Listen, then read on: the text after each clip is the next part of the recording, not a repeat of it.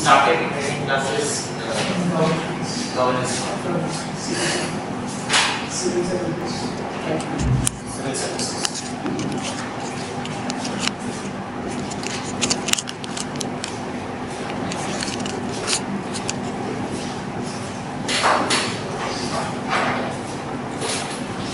Let us start. Take notes in the class, whatever I am going to say, because I will be printed notes at the end of the classes.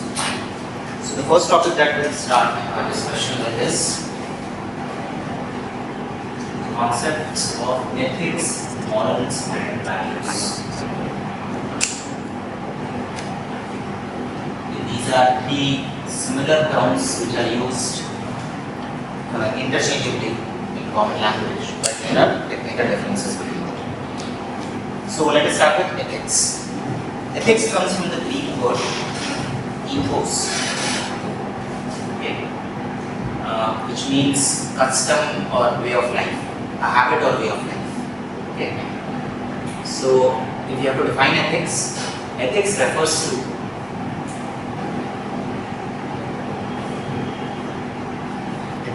to a generally accepted set of principles and standards.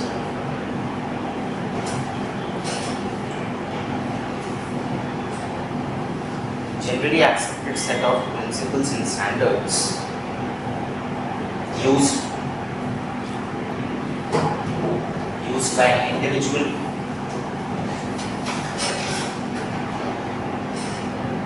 institution, or society.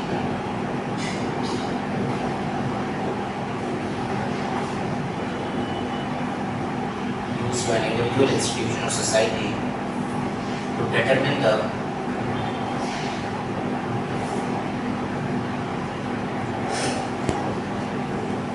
goodness,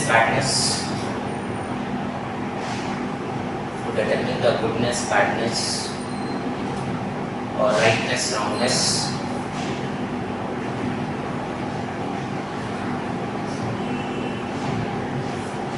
of thought, behavior, and actions.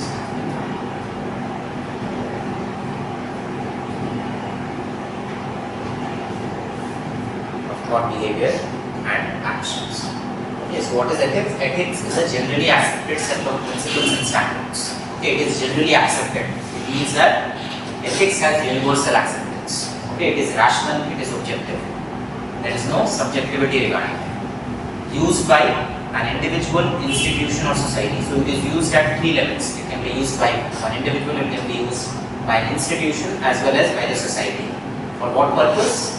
To determine the goodness, badness, rightness, wrongness of thought, behavior, and actions. Okay.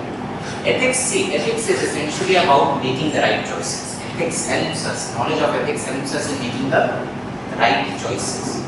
See, every day we make so many choices, either knowingly or unknowingly. Okay, we might not be aware that we are making a choice, but we make a choice. Okay. For instance, for you people, you have to make a choice whether to come to class on time or not. Okay. If you are getting late, you have to make a choice whether to jump the red light or not. If you get caught while jumping the red light, you have to make a choice whether to pay bribe or not. Okay. So every day, knowingly, unknowingly, we make a lot of choices. Knowledge of ethics helps in making us the right choice. Okay. Morals. Next is morals. Morals refer to a set of beliefs and ideas.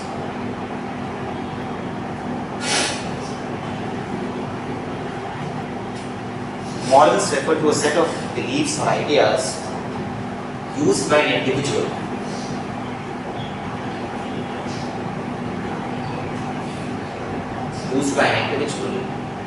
to guide his or her thought, behavior, and actions.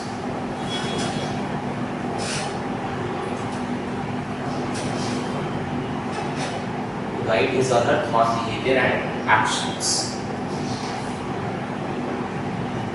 Okay, so morals are used only by an individual. Ethics was used at three levels: individual, institution, society. Morals are used only by an individual at an individual level, basically to guide their thought, behavior and actions, to determine the goodness, badness, rightness, wrongness of their thought, behavior and actions. Okay.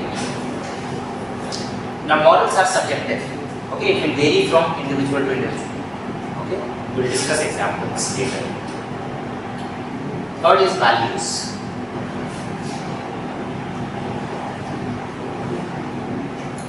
Values refer to a set of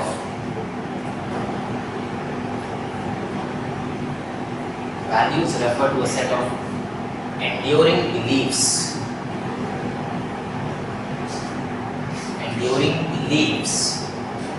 attitude or preferences,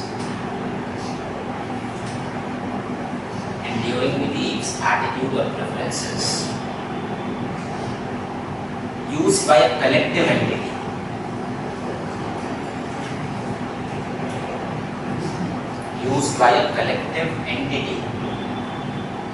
Such as a society or a community.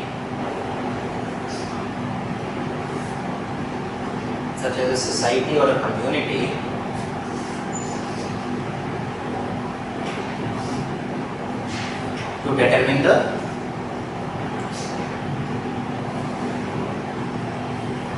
goodness, badness, rightness, wrongness of thought, behavior and actions.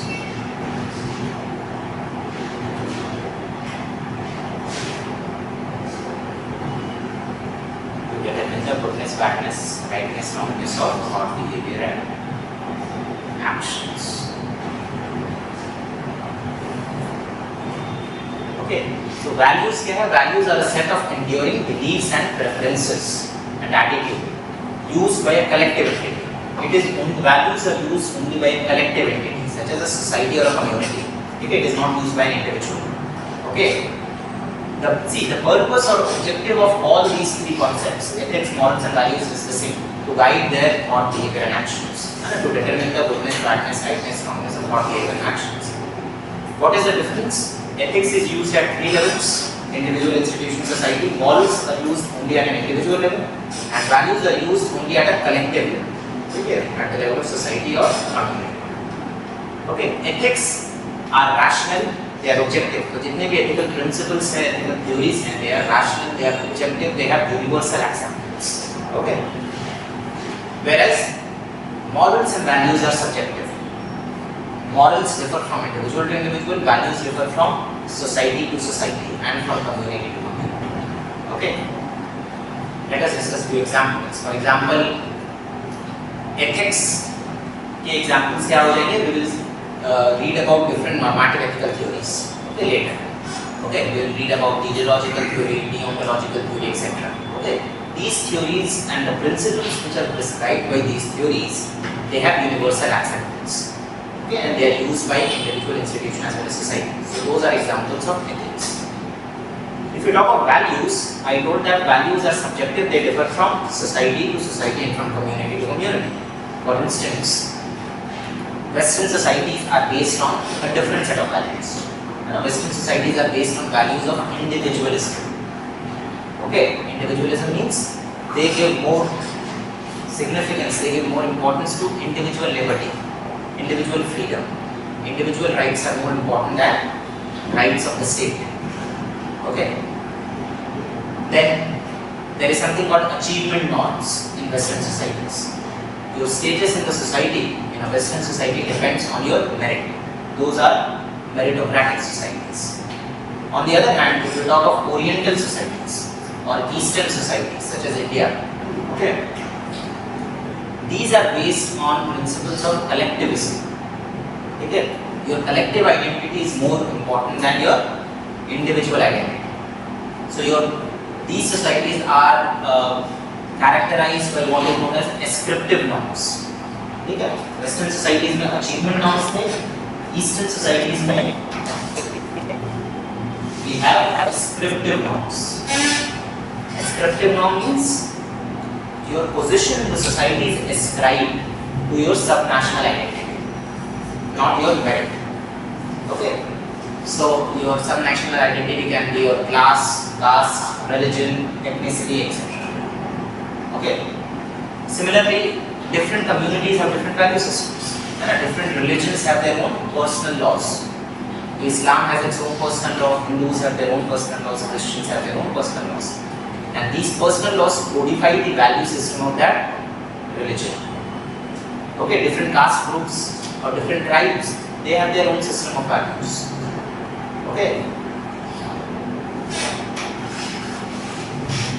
These are all examples of values. Okay. Morals का क्या examples होगा? I told that morals are subjective, they differ from individual to individual. Okay. So for instance, my morals would be different from your morals, his morals would be different from your morals. So my morals may tell me that it is perfectly fine for women to smoke or drink. Okay. Your morals might tell you otherwise. Similarly, our attitude towards different social issues, political issues, etc. is governed by our morals. For example, what is our attitude or what is our opinion on issues such as homosexuality, okay, or abortion, or euthanasia. Okay, it will differ from individual to individual. Okay, so morals are subjective; they differ from individual to individual. Okay, the distinction is clear between ethics, morals, and values. Note two questions. Ethics constrained by values.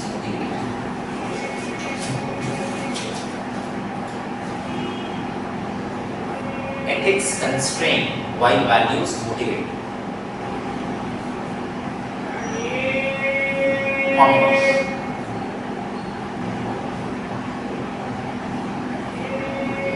Second question is,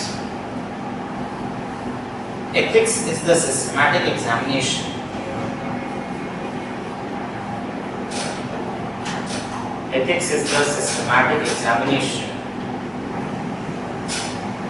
justification,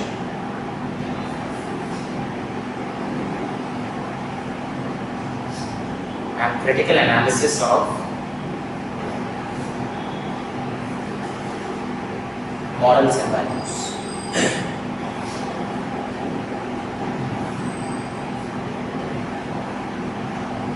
Discuss.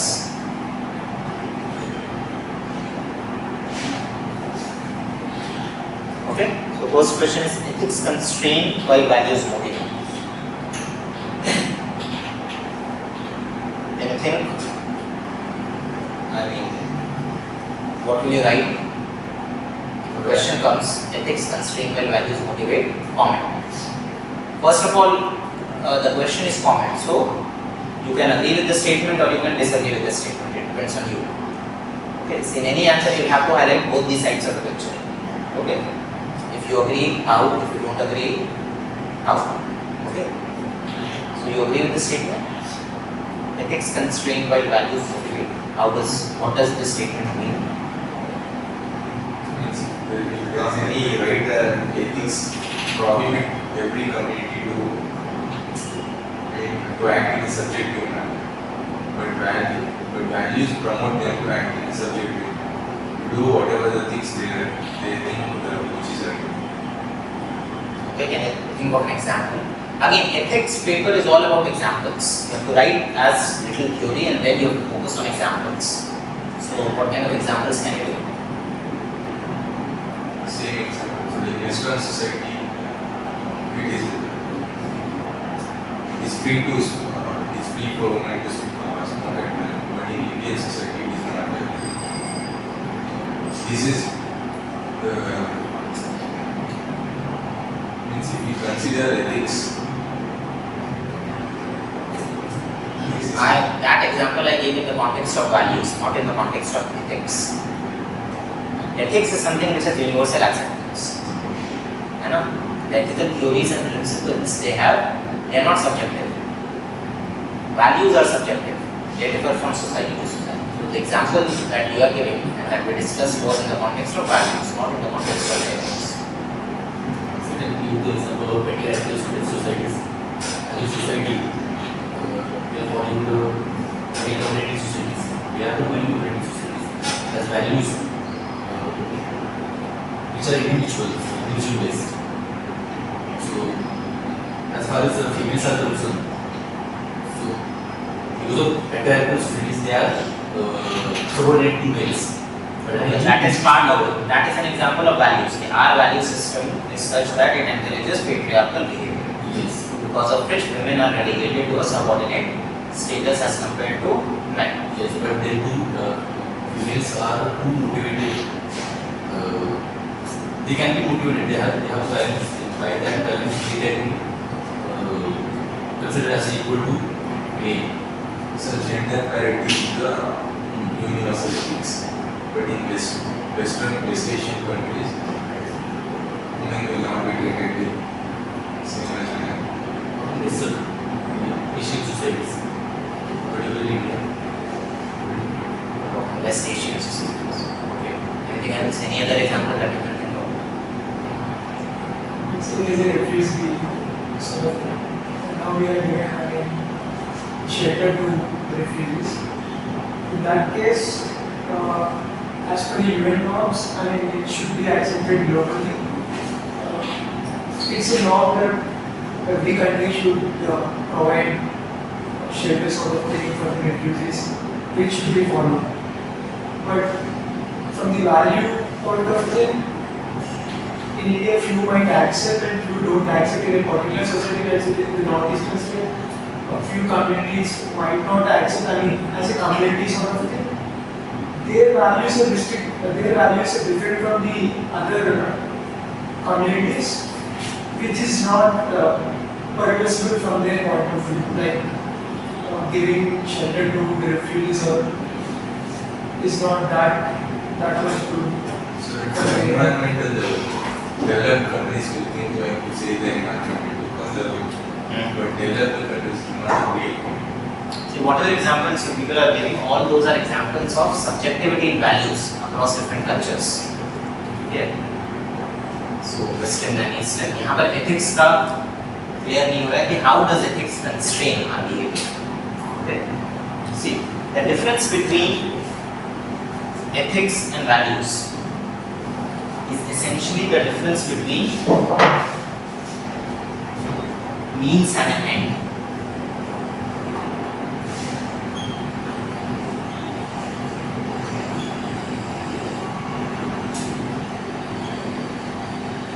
So our values motivate us. How do our values motivate us? Our values motivate us to decide the final objective or decide the final goal. What do we want in life? Okay, for example, I have led a life of poverty. So my value system motivates me to be materialistic. Okay, I want money in life, I want to earn money. Okay, that is part of my value system. Okay, so the final end outcome or what is it that we want to achieve, that is determined by our value system. Our values motivate us, they act as a stimulus. Okay, in our decision regarding the end objective. Ethics constrain us in terms of deciding what means are to be adopted to achieve this end. For example, my value system motivates me to earn money in life. Okay, that is how my values motivate me. However, ethics constrain in terms of earning money in a legitimate manner. It puts restrictions on my behavior and actions. Are you understanding? So that is how ethics constrain us. Okay. Similarly, say our values motivate us to do public service. Okay, I want to work for the society, I want to help the underprivileged sections of the society. That is part of my value system. So my values motivate me to do public service. Okay, so my values has basically helped in deciding the end objective. I want to do something for others. That is my end objective. So there can be as values can be at individual level. When we are part of the society, when individuals are part of the society, as when we are talking in terms of our behavior in the context of social function, okay, then we can talk values in terms of individuals also. Okay, but generally values are used at the level of collective entity. When we talk of larger social context, then values can also be talked in for individuals. Okay. Similarly, public service I was talking. Okay. My values motivate me to serve the people. Ethics will constrain in terms of what are the means that I am going to adopt to serve the people. Okay. I can serve the people in various ways. I can either enter the civil services, I can enter politics, or I can rob a bank and then distribute the money amongst the poor. That is also one way of serving the society. वो Robin Hood type behavior जो होता है. Okay. So ethics will constrain in terms of putting restrictions on us how to achieve the final end objective. Are you understand? Yeah. This is just one side of the picture. The ethics constrained by values motivate. At the same time, ethics can motivate us also. See, ethics can be both positive as well as negative. When it is negative, it puts restrictions on our behavior and action. Okay, this is not the right thing to do. But it can be positive also. It can also tell us that this is the right thing to do. And there are certain ethical values, honesty, integrity, truthfulness, non-violence. Ethics also encourages us or motivates us to follow these virtues. So ethics can motivate also, it can constrain also. But values generally motivate. Clear?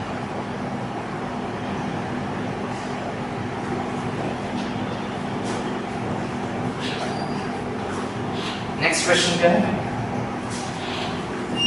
Ethics is the systematic examination, justification, critical analysis of morals and values. Are you able to understand this statement?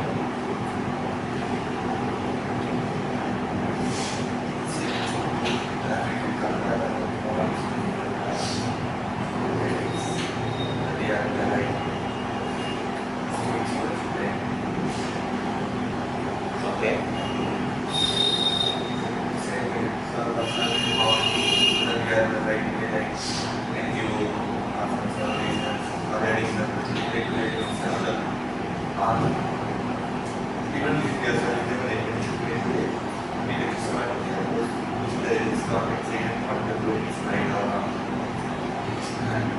Analysis of the way the values take to achieve the thing in the perspective of ethics. Analysis of The way one should take to achieve the end. okay, that is what we discussed now. This question is different. It's the question is a systematic examination. It is talking about that. As per the definition, like morals is from the individual perspective and values from the collective entity. So if we talk, let's say there's a community which has a specific values, and now when we examine whether this set of values can be accepted on a global basis or not, then we choose the right values from that which can be accepted globally. At the same time, from an individual perspective, which is morals, and we also look from that perspective whether this set of values from the individual perspective can be accepted globally or not, and picking those values which can be accepted globally form a set of values which make the ethics. Yeah. You can say that principle is legitimate or not. In one word, you can say can be legitimate or not. What can be legitimate? Morals and values, which is followed by whomsoever. So it is really said, okay, it is legitimate or not. Okay. Yeah, both of you are partially correct. So basically, as you said, how do we formulate any ethical theory, or how any theory is formulated? Okay, even in science, you are all must be from science background. Okay. So in science, how is any theory formulated? What is the process of formulation of any scientific theory? Yeah. So you form a hypothesis first, okay, on the basis of empirical observation. Okay, then you test the hypothesis using data collection, data analysis, data interpretation. Finally, you conclude whether the hypothesis was correct or not. Similarly, in social science also, theories are formulated in a similar way. Okay. So as you said, how are ethical theories formulated? By analyzing and examining and scrutinizing the values of different cultures and morals of different individuals. And values differ from society to society, from culture to culture. Morals differ from individual to individual. Okay. So after empirically analyzing the values of different cultures and societies and morals of different individuals, okay, those values and those morals which have universal acceptance, they become part of ethics. And ethics has universal acceptance, morals and values are subjective. However, we pick and choose those morals and values which have universal acceptance, which are common across different cultures and different individuals. And that is how ethical theories are formed. Okay? So this is the meaning of this. Right?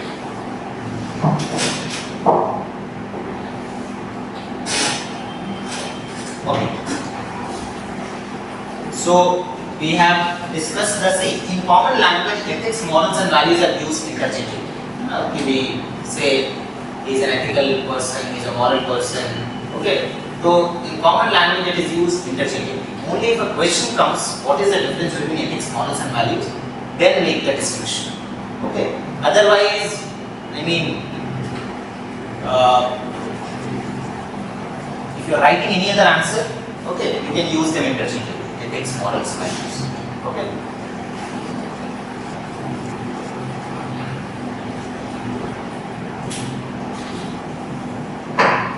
Next, fallacies in ethical reasoning. Fallacies.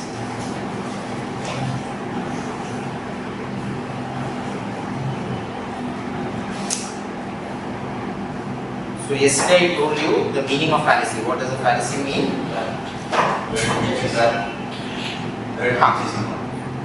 Something which is not true, something which seems to be true but it is not.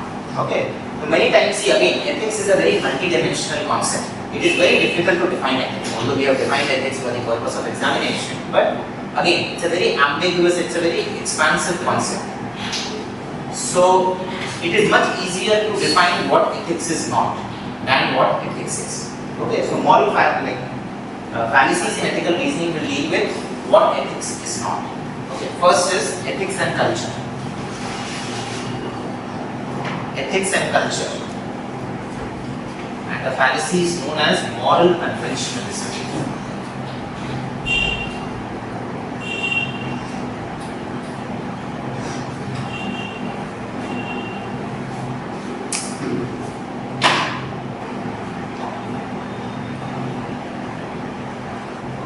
First fallacy is moral conventionalism. This analyzes the relationship between ethics and culture.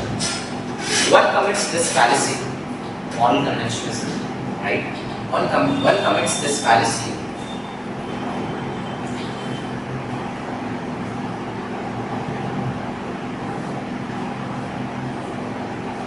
if one suggests that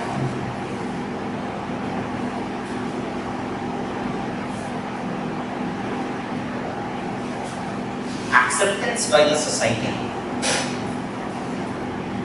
One commits this fallacy if one suggests that acceptance by the society is the benchmark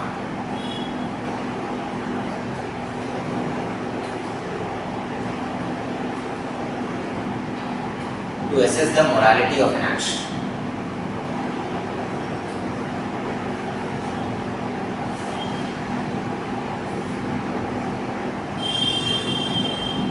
Acceptance by the society is the benchmark to assess the morality of an action. Okay. So what is this fallacy about? Basically confusing ethics with culture. Okay. When we say that just because something is part of our culture or something which has social sanction, therefore it is ethical, then we commit this fallacy. Okay. Can you think of examples? Yes, rebel the law. Or things which were historically part of our culture or which are still part of our culture but they are not ethical. Female infanticide, sati, untouchability, okay, they were part of our culture. They had social and cultural sanction but they could not be considered ethical. Okay. Dowry. In the Western context, slavery and apartheid had cultural sanction and a racial discrimination. Okay, but it did not make those acts ethical. Kham panchayats,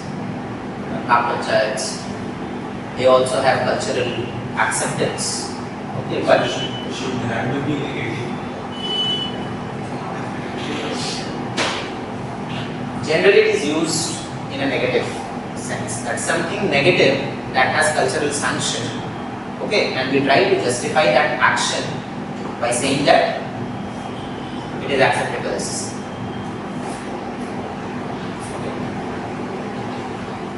Similarly, in many of the West Asian countries, these are known as GCC countries, Gulf Cooperation Council countries. How many members are there in GCC countries? 24.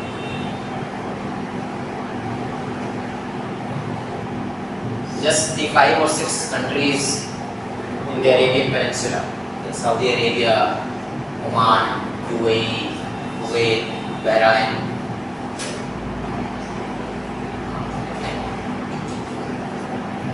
Okay, these 5 countries form the GCC. Okay, now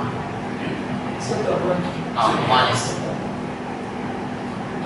So GCC countries may again, or for that matter, other West Asian countries also. Okay, there are a number of practices which are discriminatory against women. Okay, Parda or Sharia law. Okay, so they defend those practices by saying that it's part of their culture. Okay, but again, from an ethics point of view, those practices are not ethical or acceptable. Okay. Okay. Even there is a festival called Gadhi Mai festival in Nepal. Okay, Gadhi Mai festival in Nepal, and in that festival, thousands of cattle are slaughtered. Gadhi Mai.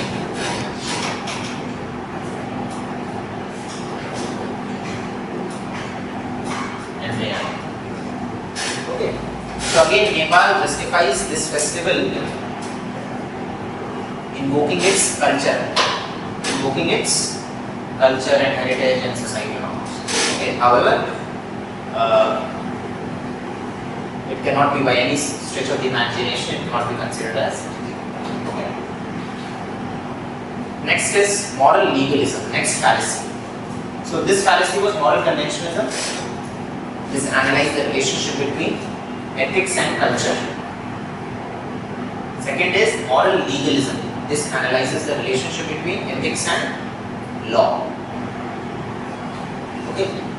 One commits this fallacy, moral legalism, when one commits this fallacy,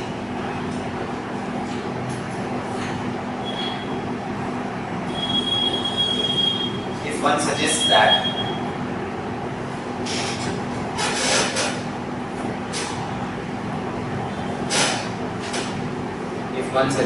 that sanction or prohibition by the law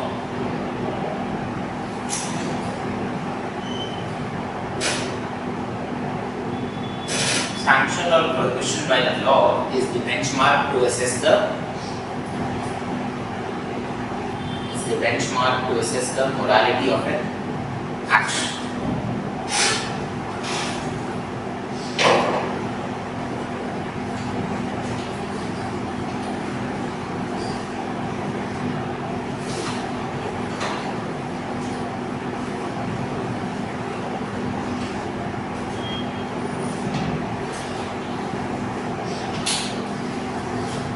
Okay. So the relationship between ethics and law can be described usually in the form of this Venn diagram. Okay. This is ethics. This is law. Okay. This is the point of intersection. This includes activities which are ethical but illegal.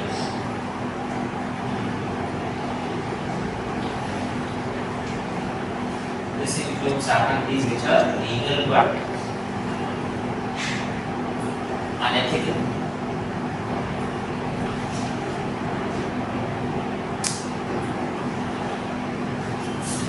Okay, so you might get a question, right?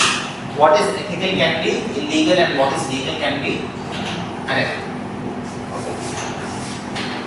So what you can do, you can just draw a table.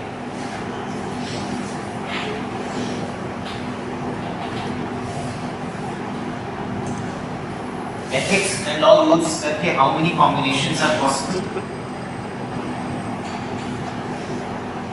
Using ethics and law, how many combinations? Four. So we can have ethical, legal. We can have ethical, illegal.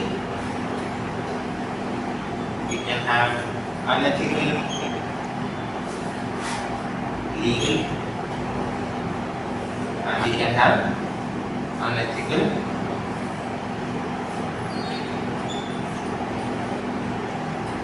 illegal. Okay, these four combinations are possible, and we have to give examples for each of these combinations. Okay, so for like our concern is with these two, ethical illegal and unethical legal. Okay, most of the laws fall either in the ethical legal category or unethical illegal category. Okay, so for example ethical legal category में क्या examples दे सकते हैं? Something which is abolition of sati, abolition of sati, abolition of dowry, child employment prohibition. Child labor prohibition act. Okay. Similarly, recently the government has framed rules for protecting good Samaritans. You understand good Samaritan? Who is a good Samaritan? Which they relate Yeah. So basically, those who help accident victims in particular. Okay. So earlier, what used to happen that if any person is helping some accident victim, then the police used to harass that person by asking various questions, etc. So that's why recently government has formulated rules to protect good Samaritans so that they are not harassed by the law enforcement agencies.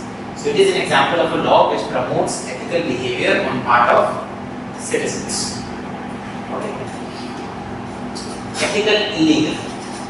Okay, something which is prohibited by law or which was prohibited by law, but the underlying act was ethical. Can you think of examples?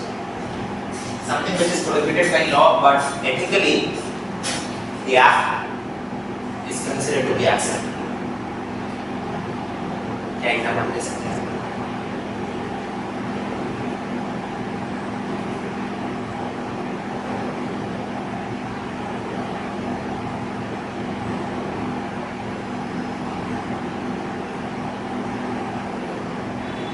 Section 377. What is Section 377? Rights of LGBT. Carnal intercourse against the order of nature. So Section 377 basically prohibits homosexuality or illegalizes homosexuality. Okay, however, again the general consensus is that this is not ethical, as in rights of the LGBT community is part of the societal ethical framework. Okay, so it is an example of something which is illegal but ethical. Okay, similarly what say Mahatma Gandhi did during freedom struggle, civil disobedience, satyagraha, etc. All those activities were prohibited by law. They were against the British law at that time. Okay, but again those acts were considered to be ethical. Okay. Unethical but legal. Something which is sanctioned by law, something which is legal, but from an ethics point of view it is questionable.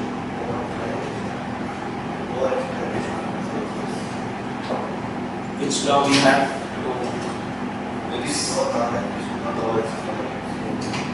No, but here we are talking of laws which allow something. Okay, we have a law which allows something, but which is unethical. We have to give those examples for which a law exists.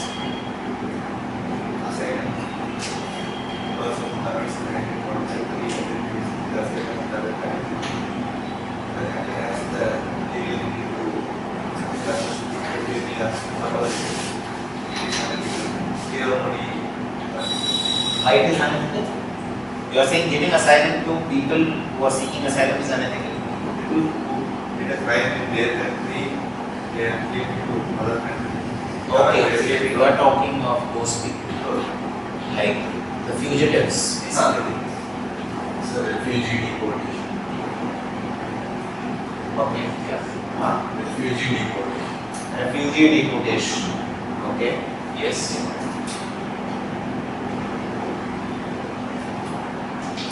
Anything else?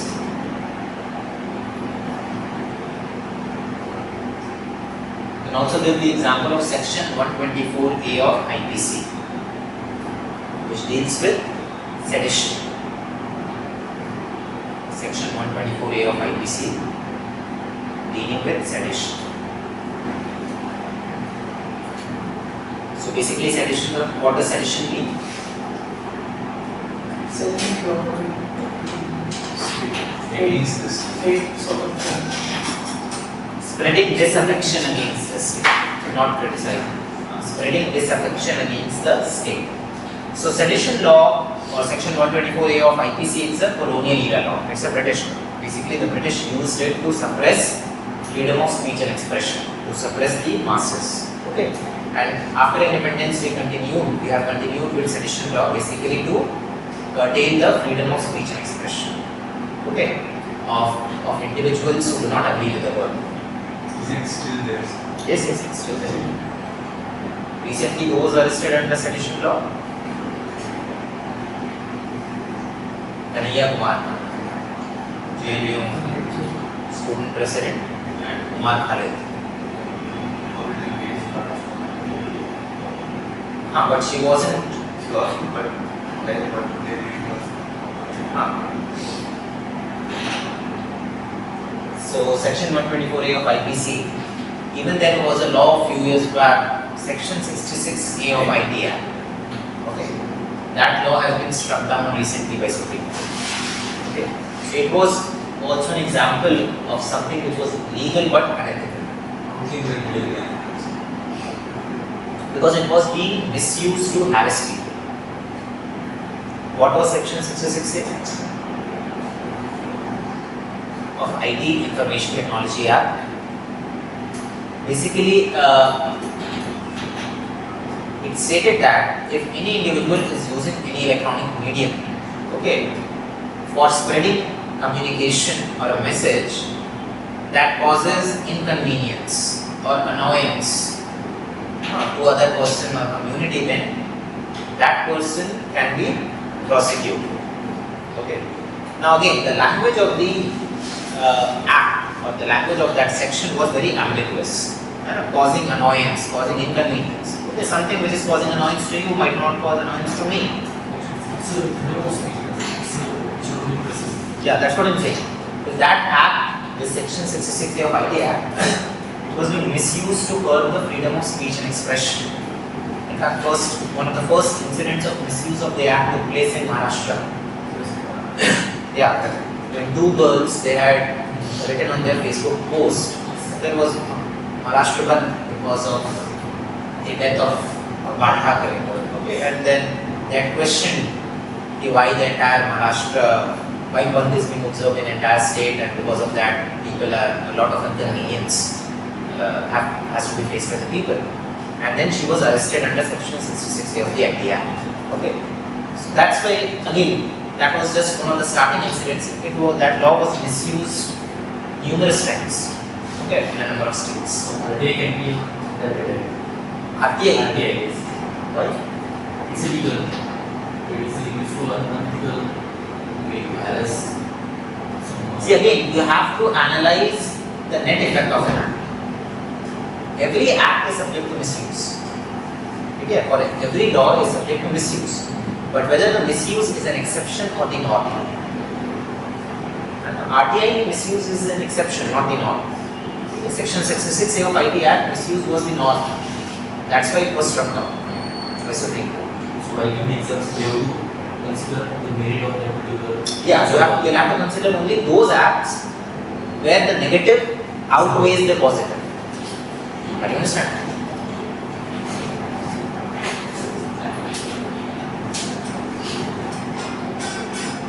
finally, unethical, illegal. Again, most of the laws fall in this category. Okay, there are laws which, like there are laws against terrorism, against various crimes. Okay, those activities are illegal and those activities are also unethical. So our main concern is these two: ethical, illegal, unethical. Okay. So if any question comes, you can just make this table and just give examples. You don't have to write anything else. This table would be self-explanatory. Just give the question for The question. yes, so we can read it. Yeah, what is ethical can be illegal and what is legal can be unethical. Critically examine this table. And get a question. What is ethical can be illegal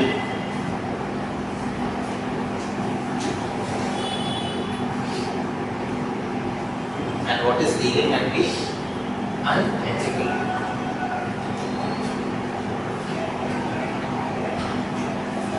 So meanwhile you had to fulfill that word limit. Yeah.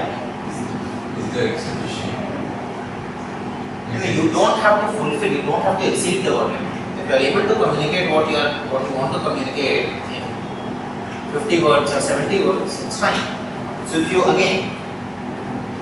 you write all these things in the form of text, it will take much more words. If you are able to communicate it and compress it in the form of a table, okay, the content is the same. What you have to convey, you are able to convey. So as an examiner, I would rather want the students to use visual representations than text. That is more appealing. Okay. Apart from that, you can use few lines also. I'm not saying just leave the answer to this table. Okay, but a table or a Venn diagram or some form of visual representation is always more appealing to the examiner. Text becomes, see, I'm not going to read each and every word of your text. If you write your entire answers in the form of text, okay, I don't think the examiner reads each and every word. But table mein, it is much easier to look. Okay. So in your answers, try to include visual representations, not just in ethics, in GS papers, in optional, in essay, everywhere, wherever possible. जबरदस्ती नहीं करनी है, but wherever possible you can you should use. Next, ethics and religion. So we have discussed ethics and culture, ethics and law. Next is ethics and religion. So what is the relation between ethics and religion?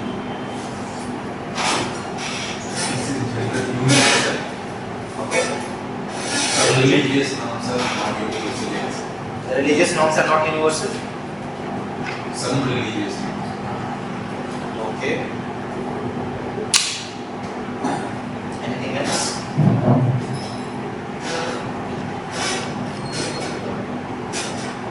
See, ethics is, or rather religion is one of the sources of ethics.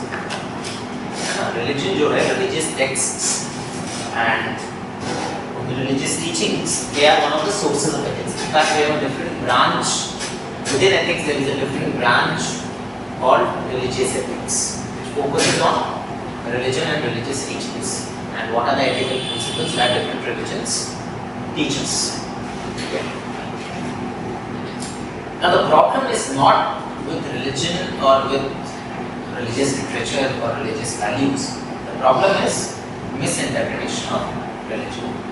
Essentially, if you look at the religious literature or if you analyze religious texts, none of the religions teach us things which are unethical.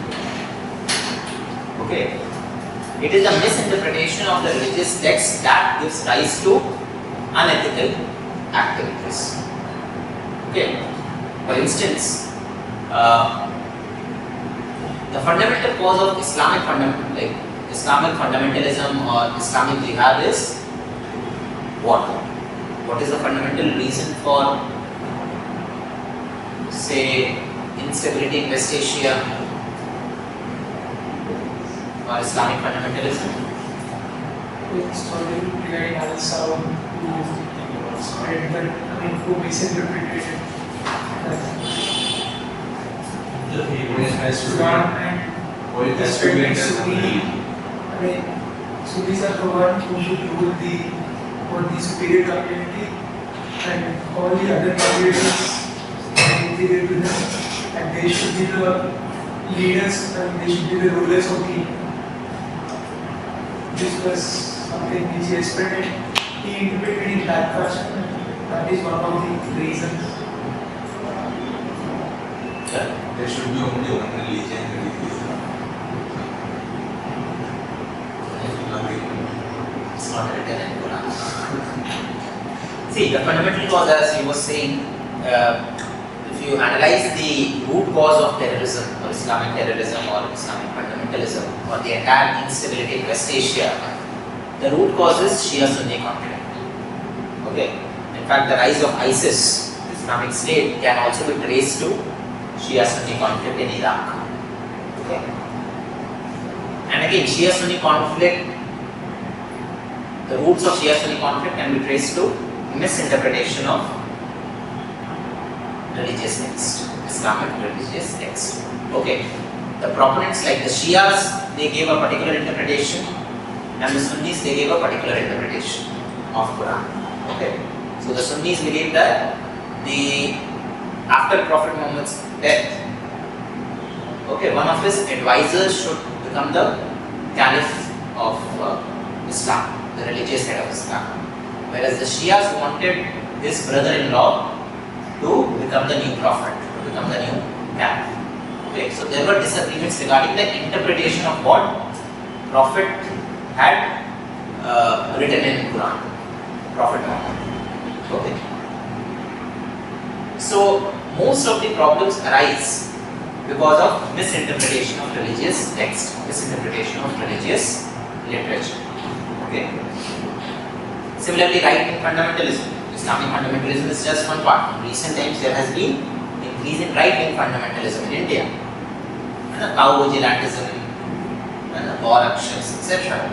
Again, they try to justify their actions invoking Vedas and Puranas, and what's there in ancient Indian literature. So it's a case of misinterpretation of text. Okay. So if a question comes on ethics and religion, what is the relationship between ethics and religion?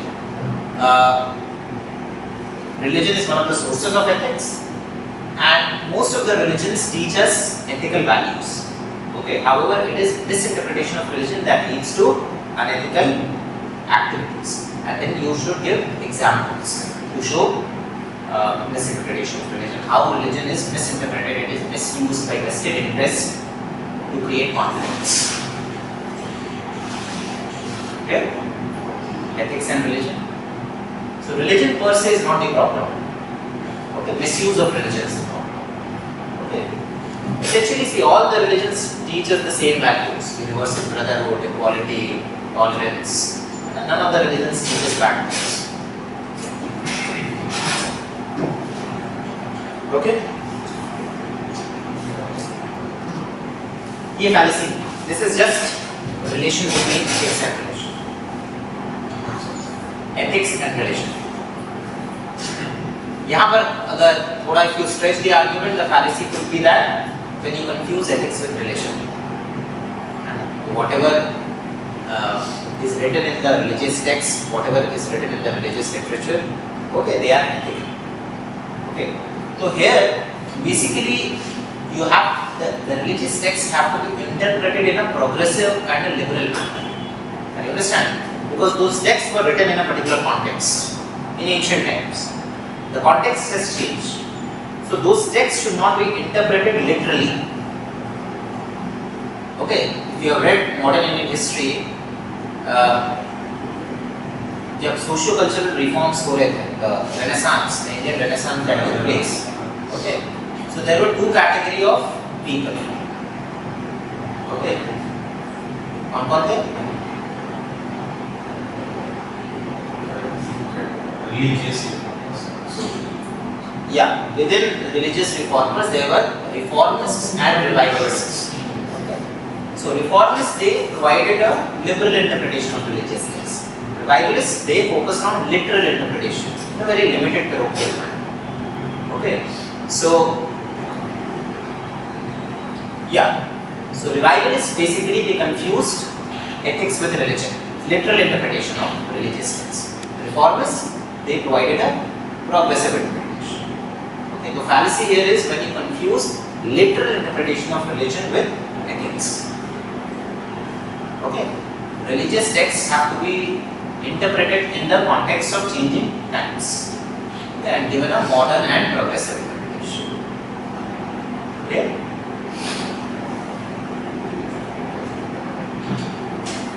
Yeah. Next is slippery slope argument. Slippery slope argument. Slippery.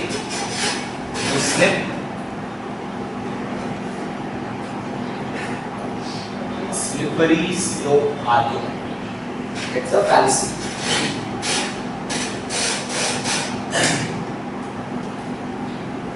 It is an argument. Yes, slippery slope argument. It is an argument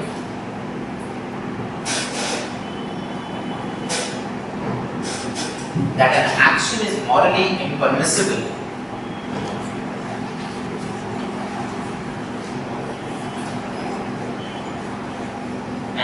is morally impermissible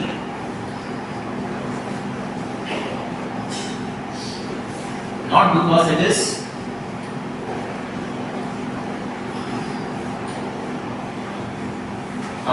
is morally objectionable per se,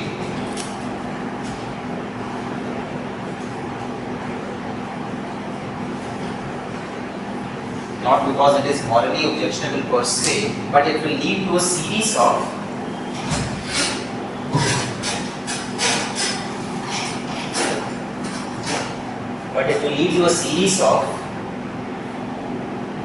actions or consequences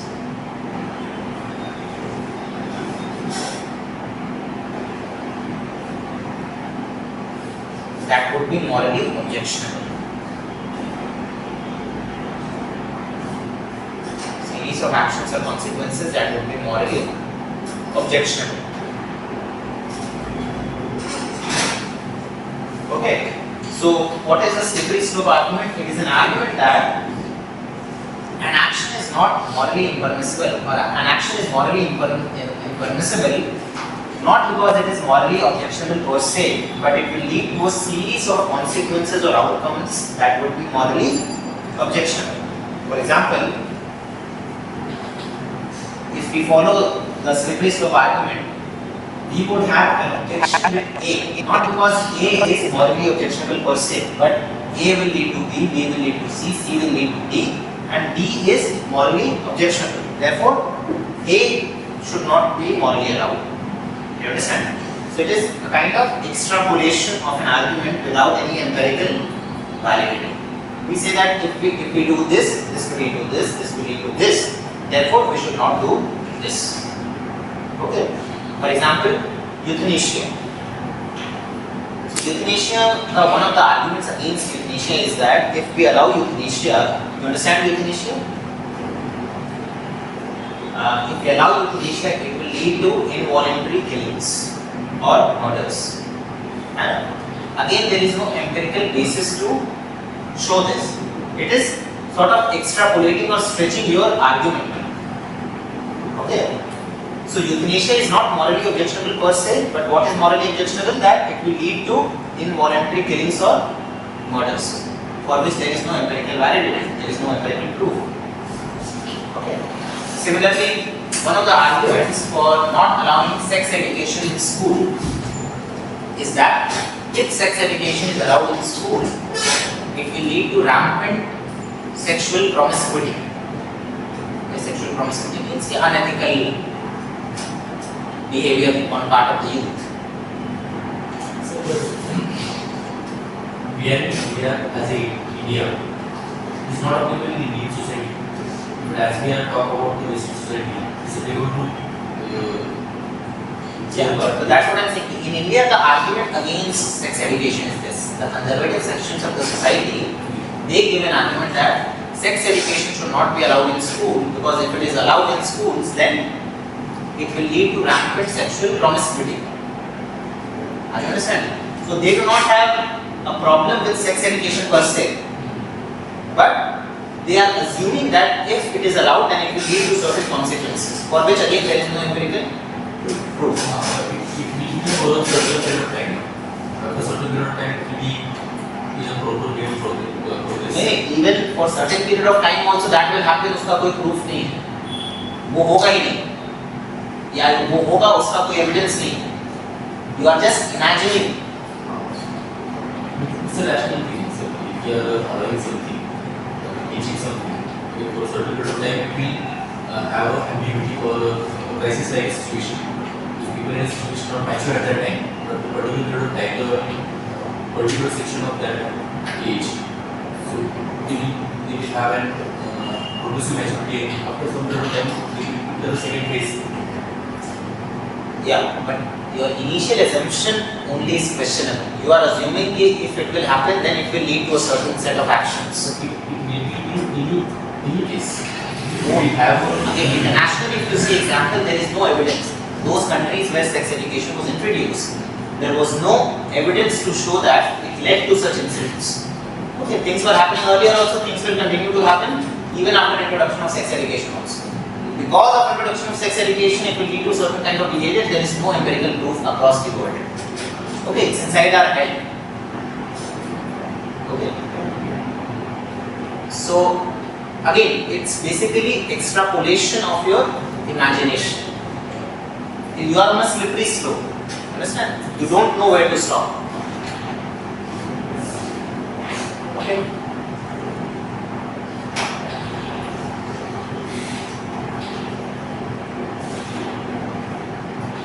And the last fallacy, and a small fallacy, is that two wrongs do not make a right. Two wrongs do not make a right. Okay. So just because others are doing a wrong thing, that does not justify you doing the same thing. two W or two W. Two W. TW. Two wrongs do not make a right. Okay. So generally one of the arguments that we give is everybody is doing it. So just because everybody is doing something wrong, it does not justify you doing the same thing. Okay. Two wrongs means more than one wrong. Yeah, more than one. Two wrongs. Two wrongs. Okay, it can be three wrongs also, four wrongs also. Okay. It's just a way of saying that two wrongs. Okay. So these are all fallacies. Okay. When we confuse ethics with culture, when we confuse ethics with law, when we confuse ethics with religion. Okay. When we give a slippery slope argument, or when we say that something is ethically valid or invalid just because others are doing it or not doing it. Okay, all these are fallacies in ethical reasoning. Okay? So we have discussed what is ethics, morals and values along with examples. We have discussed fallacies in ethical reasoning. That is what ethics is now. Next is importance of ethics. Importance of ethics.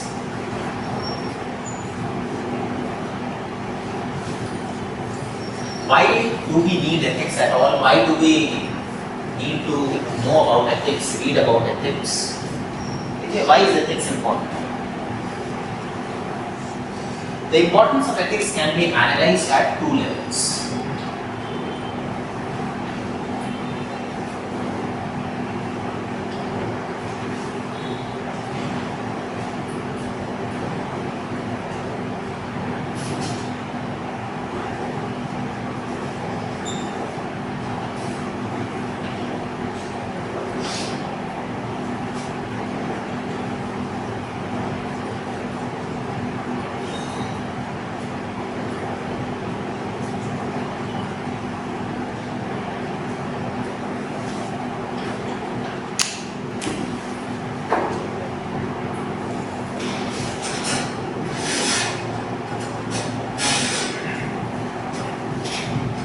So what is the importance of ethics? Why do we need ethics? Okay.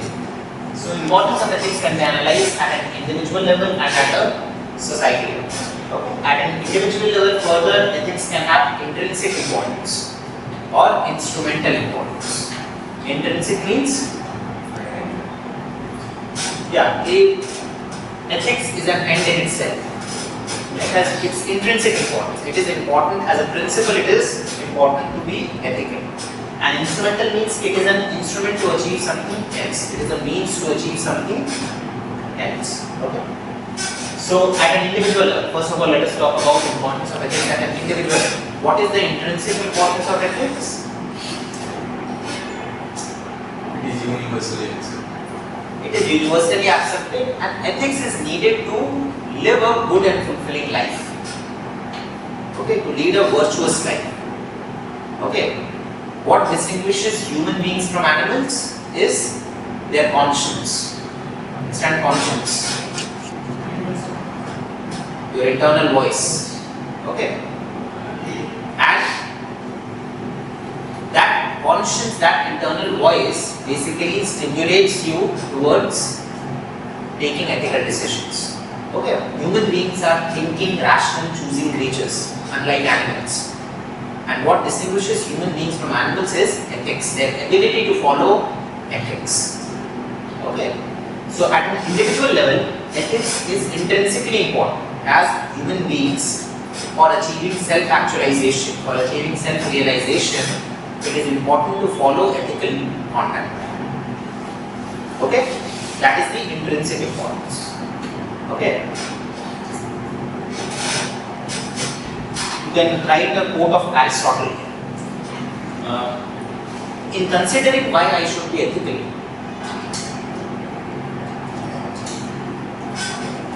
in considering why I should be ethical, I should take a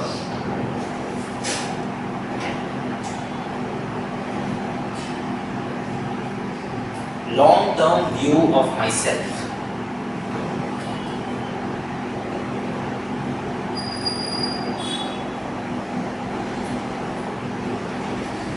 Of what I should be, long-term view of myself, of what I should be, and seek the answer to the question,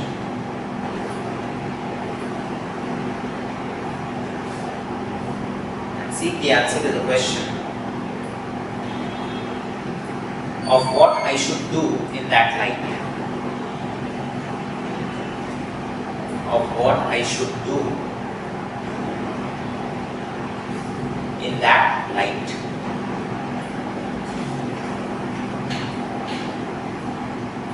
Developing a habit of taking bribes, for example, same quote. Developing a habit of taking bribes, for example,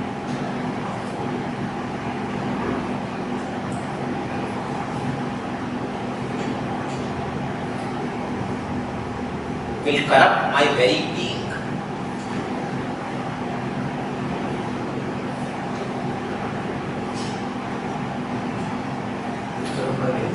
Will corrupt my very being, B-E-I-N-G, being, and rob me of my mental peace.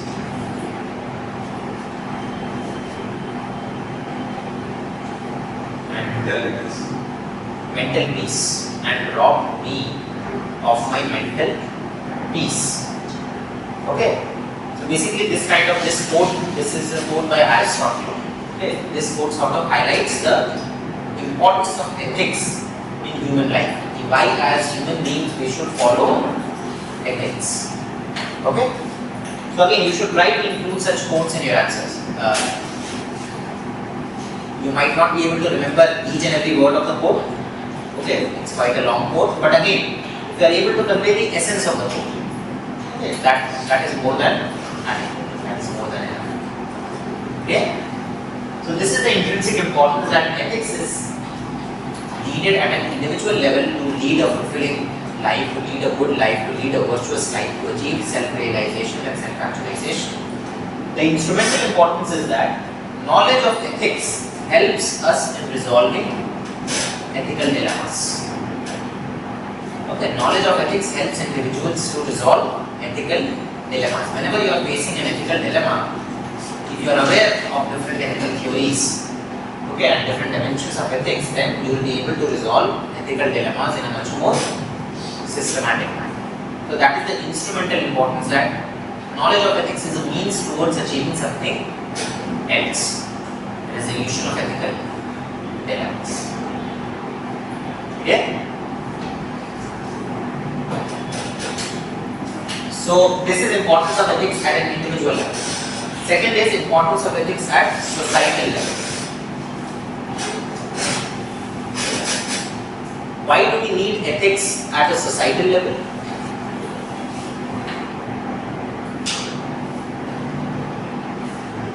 Peace and cooperation. Not to have chaos in the system. Yes. The natural tendency of any society,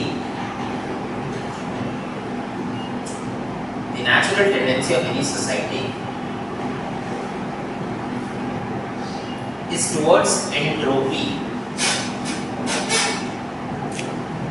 Understand entropy? पढ़ा होगा physics, chemistry. What does entropy mean? Randomness, disorder, and stability. Okay. Ethics is needed to achieve negative entropy.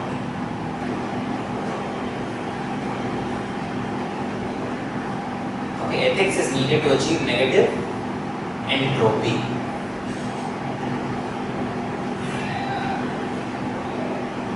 Okay, so basically the natural tendency of any society is towards entropy, which means chaos, instability, randomness. So if given a choice, okay, none of us would like to follow ethics or follow rules, regulations, laws, proper behavior, etc. Okay, why do we follow ethics? Because we know that if we don't follow ethics, the other person will also not follow ethics. Okay, if we steal, the other person will also steal. If we jump the red light, the other person will also jump the red light. Okay, so again, ethics act as a limitation on our behavior. Ethics constrained by values, motivation, we discussed. So ethics act as a limitation on our behavior and actions. Okay, because we know that if all of us don't follow ethics, it will lead to chaos. It will lead to instability. Okay. In fact, historically, if you see, civilizations and nations rise and fall because of unethical conduct of the leaders and the citizens of that country, of that culture. So societies rise and fall because of ethical or unethical conduct on part of the leaders and the citizens. So if you read world history, one of the reasons for the fall of Roman Empire, ancient Roman Empire, was corruption. Corruption amongst the leaders. Okay. So because of lack of ethics on part of the leaders of the Roman Empire, ultimately the Roman Empire fell. Okay. Similarly, in the Indian context, in case of Mughal Empire, in the later Mughal period, after Aurangzeb, okay, one of the reasons why the Mughal Empire declined was again corruption and lack of ethical conduct, okay, on part of the emperors or rulers also, and on part of the citizenry also. Okay, so civilizations and empires have risen and fallen because of ethics, or rather lack of ethics. Understand? Similarly, in present times, in contemporary times, Japan is a very good example of the importance of ethics at society level. Japan is a very small country, an island country, and it has no resources. It has no raw materials for industrial development, coal, iron ore, ये सब नहीं है. ठीक है? Agriculturally, its soil is not fertile. Okay. In the name of minerals, it just has rare earth metals and nuclear minerals. Okay. Plus, every year it is prone to so many disasters, natural calamities, tsunami, floods, earthquake, etc. In spite of all these limitations, Japan has emerged as one of the developed and technically advanced countries. And a large part of it can be attributed to the ethical conduct of the leaders and the people. Have you met any Japanese person? They are so polite, they are so courteous, they are so disciplined. Okay. So in Japan, the work culture is such, the society work culture is such that the trains there, they are, I mean, if they are late by even a centisecond, then the railways there, they render an apology to the passengers. The train was late by 5 seconds, so we are sorry for the inconvenience. Such is the work culture I am talking about. Okay. So we recently, FIFA World Cup, where it was happening, yes. What is the Japanese spectators do? They clean the stadium. Huh? Even after they lost. Okay, so such is the work ethic. That is the work ethic of the entire Japanese population. Recently, I was watching a video on Facebook. Okay, in that video, there was a cat. Okay, on the side of the road, and she was waiting for the green light to turn red, so that she could cross the road. When the green light would turn red, then she was waiting to cross the road. Okay, that was from Japan. So even the animals in Japan, they follow rules. They have civic sense. So again, it's part of the work culture there. And a nation is nothing but the citizens. A nation is what the citizens do. Okay. So if citizens act in an ethical manner, then the civilization will prosper, the nation will prosper. That's why Japan is where it is and India is where it is. Okay. Yeah. So basically the point I was trying to convey is that societies and civilizations rise and fall because of ethics, because of ethical conduct or lack of ethical conduct on part of the leaders and the citizens. Okay? So that is the importance of ethics at society.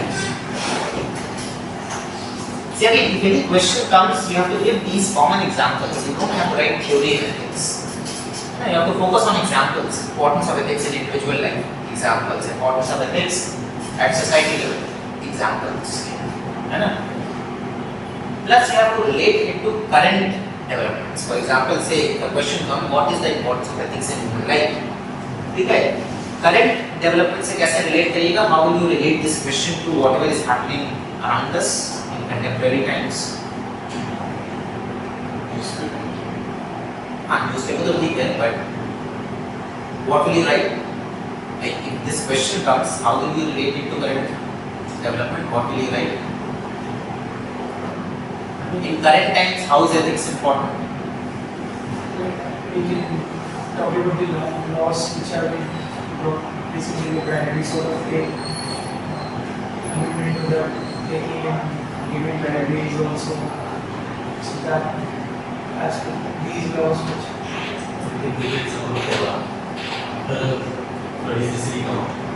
The people who stays at the church or school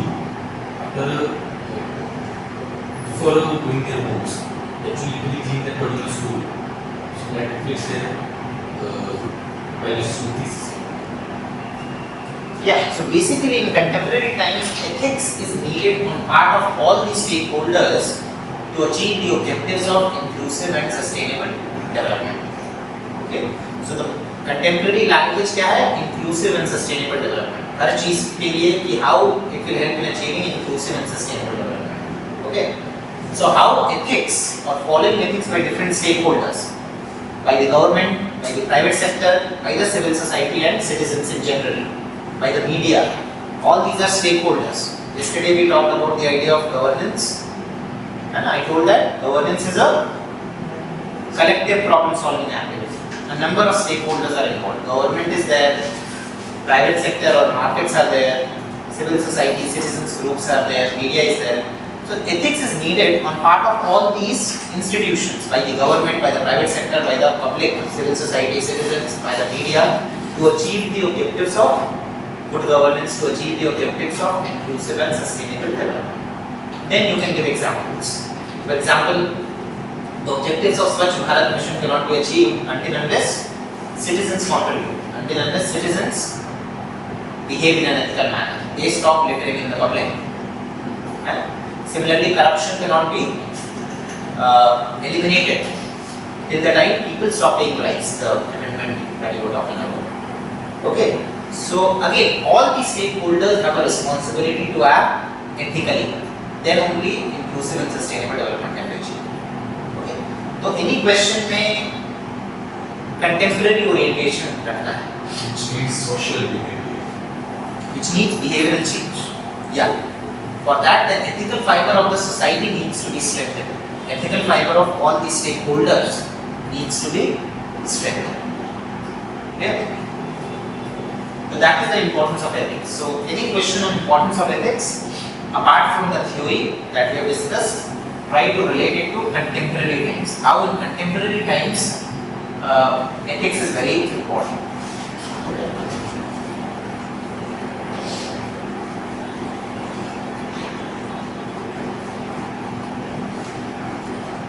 Okay, next is dimensions of ethics. So we have discussed importance of ethics. Next topic here is dimensions of ethics.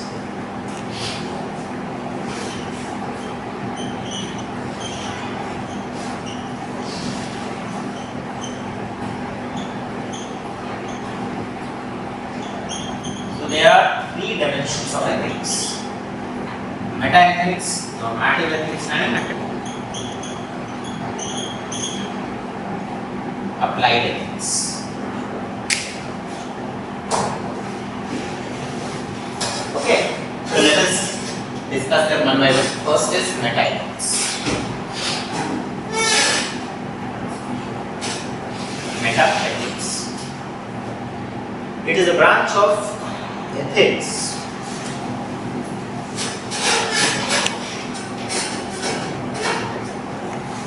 that deals with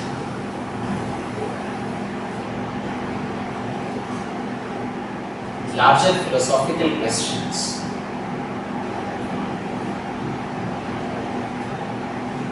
That deals with larger philosophical questions regarding the nature of ethical theory itself.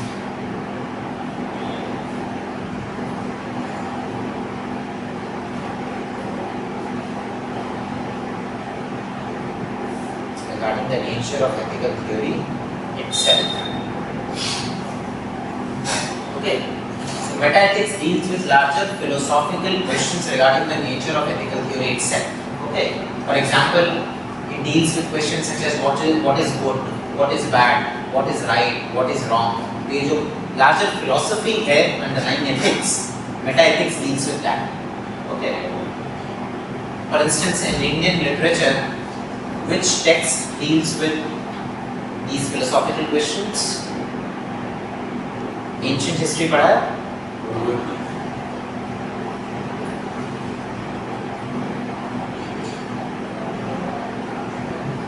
Upanishads. Upanishads deal with larger philosophical questions regarding the nature of human existence, okay, nature of the universe, okay, integration of Atman and Paramatman, etc. Now, yesterday only I told you that you don't have to read philosophy. Meta-ethics deals with philosophical questions, it deals with philosophy. So our focus should not be on the theoretical philosophical part. Okay, we have to relate it to current times. In current times, if a question is to come on concepts which have subjective interpretation, okay, so what kind of questions can come? Okay, for example, a question can come related to nationalism and patriotism. In recent times, nationalism has been in news, in a lot of debate. If you have been reading newspapers, if you have been following debates, you realize that nationalism, patriotism, these are the concepts and these have been in news. So you can expect a question on nationalism and patriotism. Okay. What is the difference between nationalism and patriotism? What is nationalism? Sense extreme form of patriotism. Nationalism is an extreme form of patriotism. Okay, how? So So whatever the country does, it is right in that. Yes, whatever the country does is right, is nationalism. Patriotism क्या है? Sense of allegiance to the nation. So nationalism is developing a sense of national identity and a sense of national consciousness.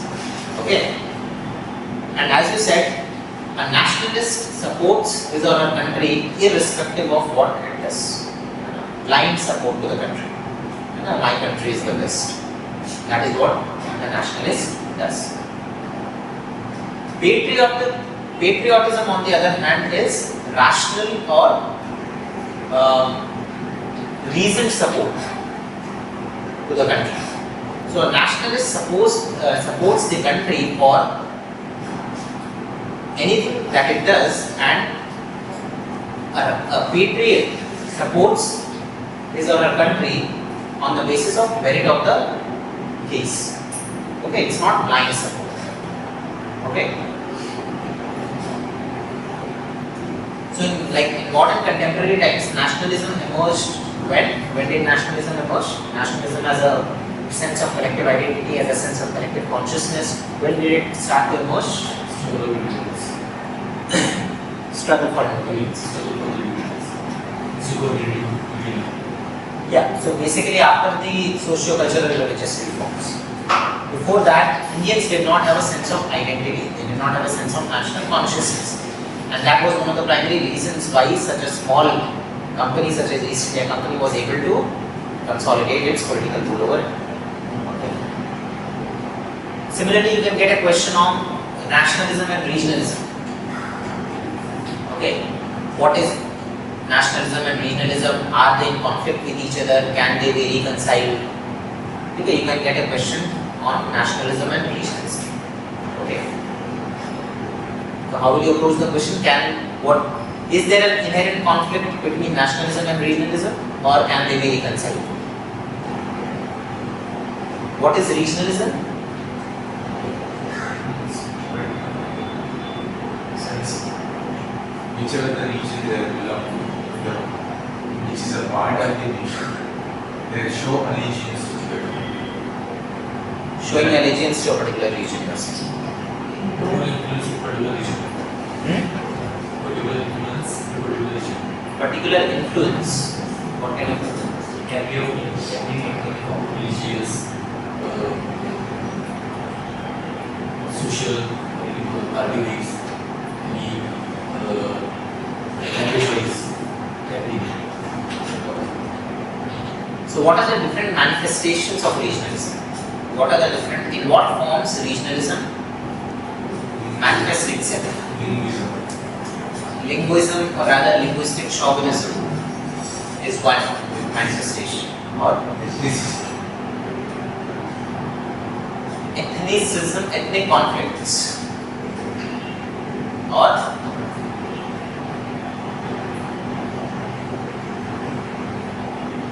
demand for greater autonomy. Okay, demand for separate statehood.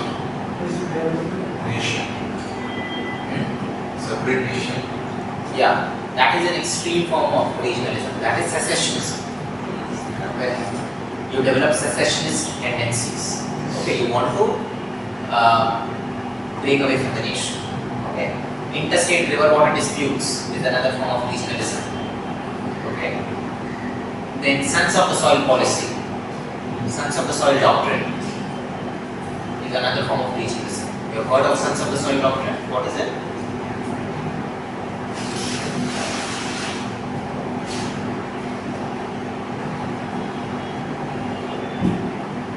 Sons of the soil doctrine. Basically, it's a doctrine that believes that only the local people from a particular area, they have the right over the local resources. So all the local resources should be only appropriated by the local population, and basically they are against the migrants and the outsiders. And only the local people are sons of the soil, and all the resources, employment opportunities, land, educational facilities should be used only by them. In fact, Upsc Cse came to power using sons of the soil. doctrine in 1960s. Bal Thackeray and Shiv Sena, they came to power by starting a movement against the South Indians, Tamilians. And Bombay at that time had a considerable Tamil population. Okay, so they started a movement that the resources of Maharashtra is only for the Marathis, Maharashtrians, not for outsiders.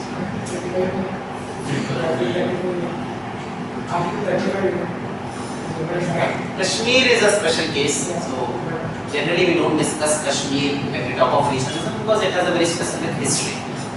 Kashmir ka discussion, let us keep it separate. Okay. Even at present times, MNS, Maharashtra Nanda, okay, it also like uses sense of the soil doctrine as part of its political ideology. Okay, so earlier Shiv Sena used the movement against the South Indians, MNS uses it against the North Indians, people from Bihar, UP, etc. Okay, so these are all manifestations of regionalism. Demand for greater autonomy. In many of the northeastern states, they are demanding greater autonomy, they are demanding separate statehood, interstate river water disputes, linguistic chauvinism, sense of the soil doctrine, and secessionism or breaking away, the desire to break away from the nation is the most extreme. Okay. Now, if a question comes that can regionalism and nationalism be reconciled? What will you write? Reconciled means can they be balanced? Okay. Is there an inherent contradiction between the two? Or can they be balanced? What will you write? Regarding the federal structure on that lines, we can talk about What exactly? strengthening the local self-government. Creative finances, giving the financial information so that they also develop. Regionalism should be allegiance to their region, it should not be a threat to the national. Yes. So, see, in a diverse and pluralistic country such as India, okay, regionalism is not bad per se. It is not bad principle. The people of a particular region or a particular state, they want the best for their state. There is nothing wrong in it. Okay. Till the time it does not undermine the unity and integrity of the nation. Till the time it does not become violent and militant and aggressive. Till the time different regions, different states, different sections of the society are conveying their demands and concerns, okay, within constitutional limits, within the rule of law, okay, regionalism is perfectly fine. In fact, it is desirable. It is not just acceptable, but it is desirable. Because if they do not express their concerns and demands through regional movements and through regionalism, then regionalism might transform into secessionism. If you try to suppress regional movements and regional demands, then it will backfire. It will come out in a more violent, aggressive manner.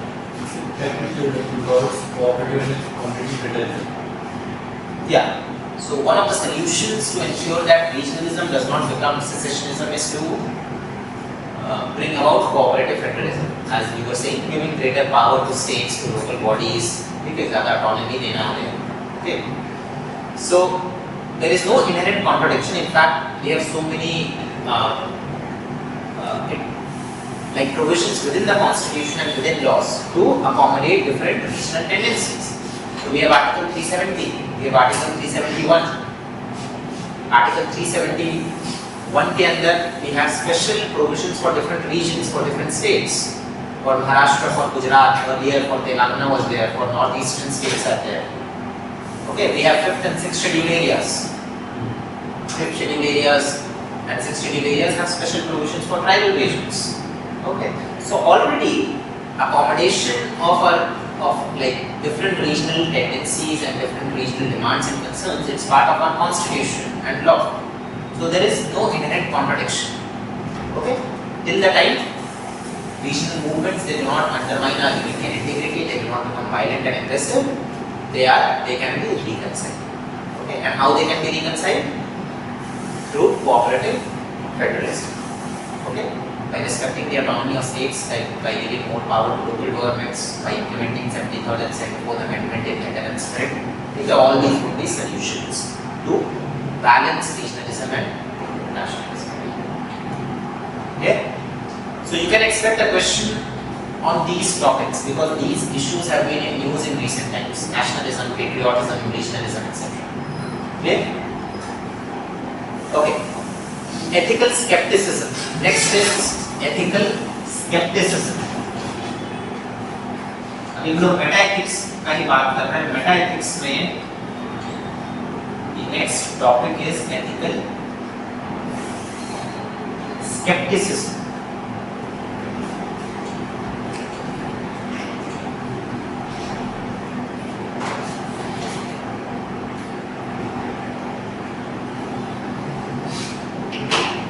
So who are skeptics?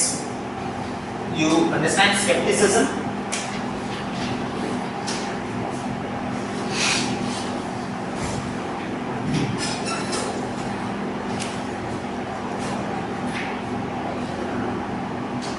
Skeptics are people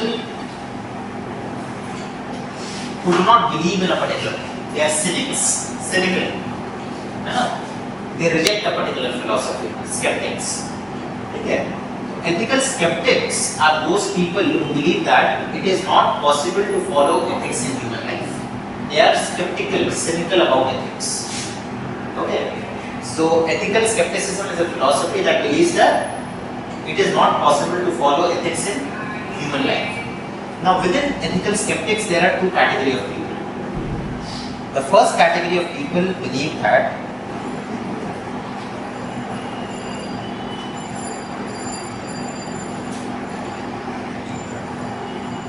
human beings are incapable of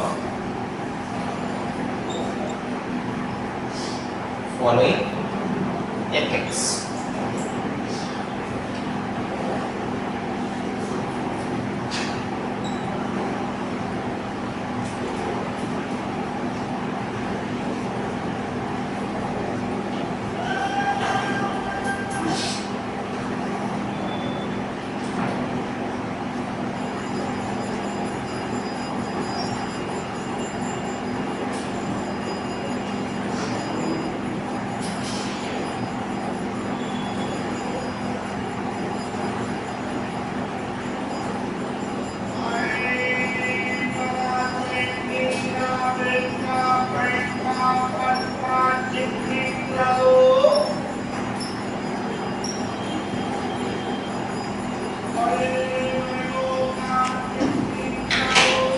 So, within ethical skeptics, there are two categories of people.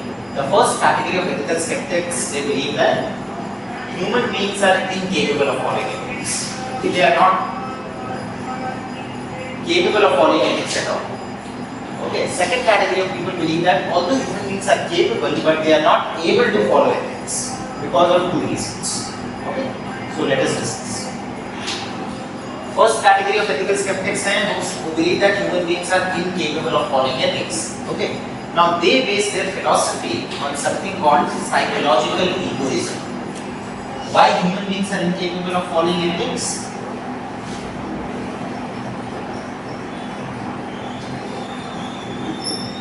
Psychological egoism. Okay.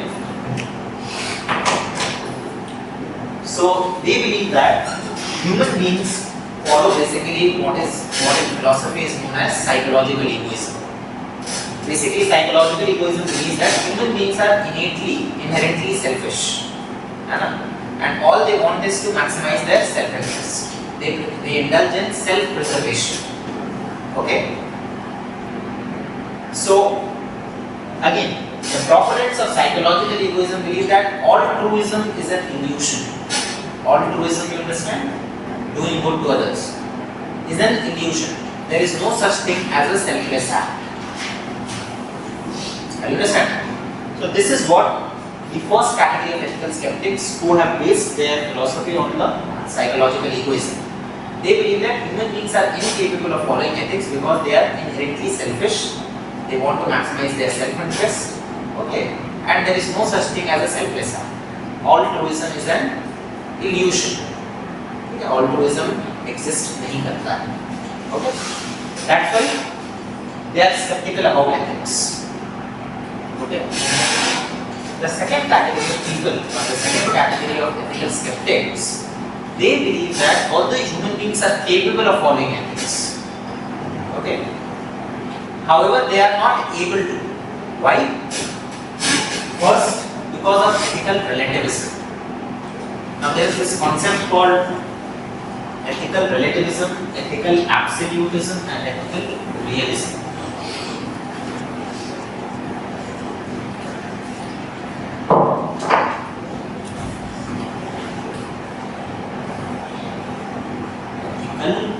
Relativism. So ethical relativism has two parts.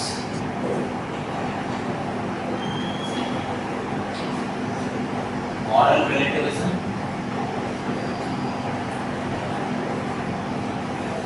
and cultural relativism.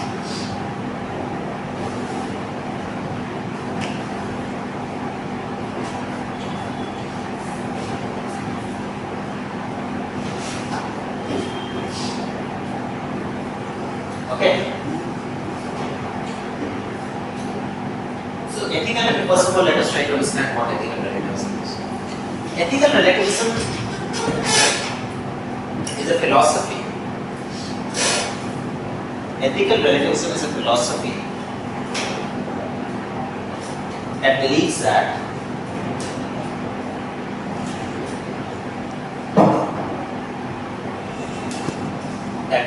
there are no universal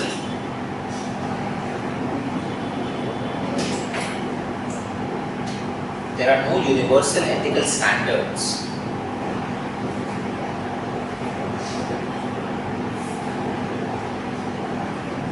that believes that there are no universal ethical standards that apply across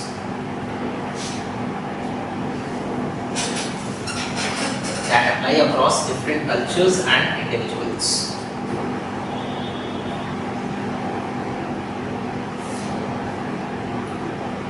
Okay, that apply across different cultures and individuals. Ethical relativists, जो हैं, the proponents of ethical relativism, the supporters of ethical relativism, they believe that there are no universal ethical standards, there are no universal principles that apply across different cultures and different individuals. Okay, so when we are discussing values, we discussed that different cultures and different societies have their own value system. Okay. Similarly, when we were discussing morals, I told you that different individuals have their own morals.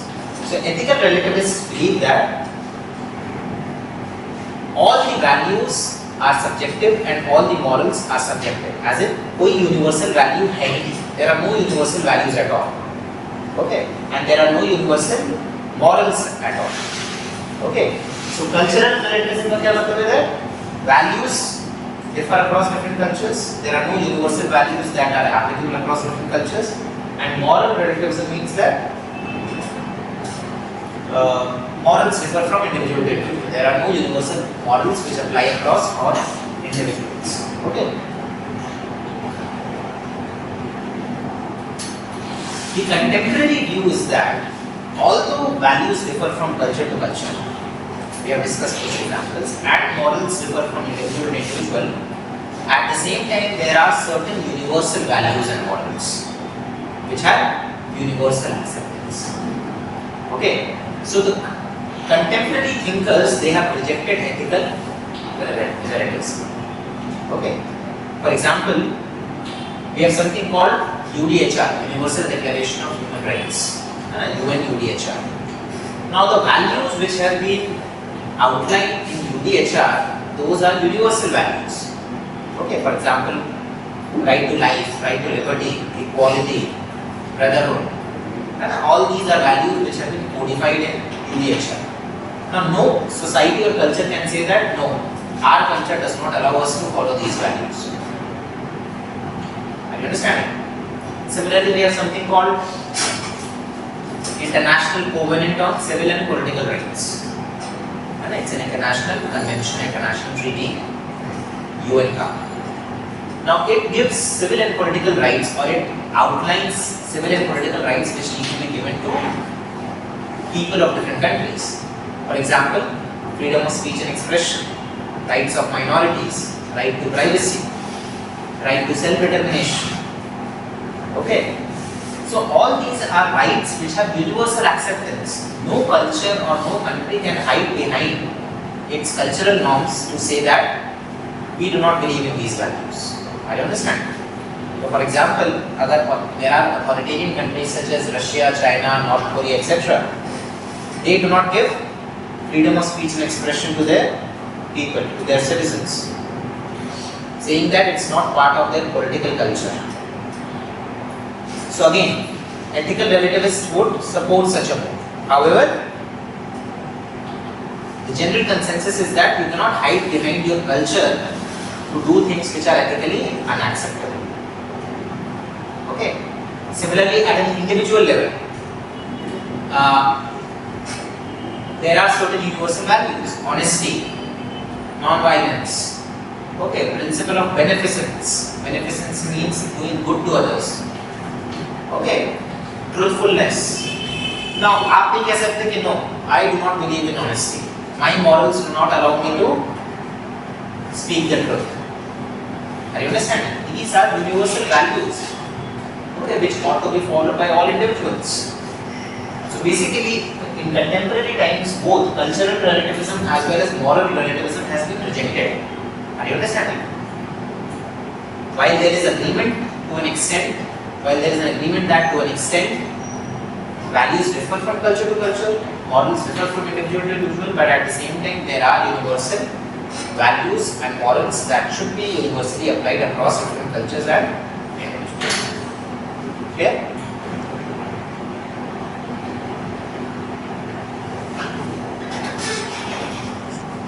Yeah.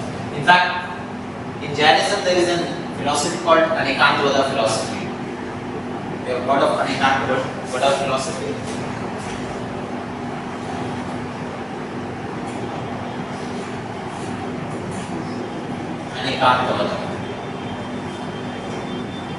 That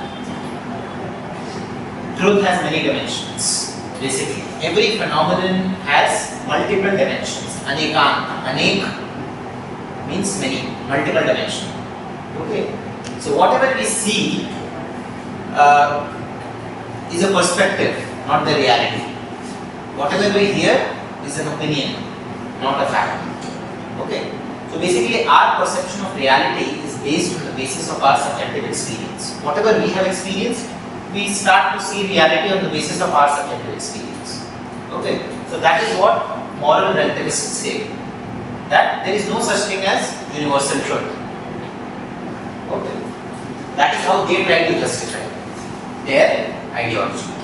Okay, but again, this has to be rejected. In contemporary time, this has been rejected. Okay. See, on the one end of the spectrum, we have ethical relativism, which believe that everything is relative. On the other end of the spectrum, we have ethical absolutism. Okay, the proponents of ethical absolutism believe that everything is absolute.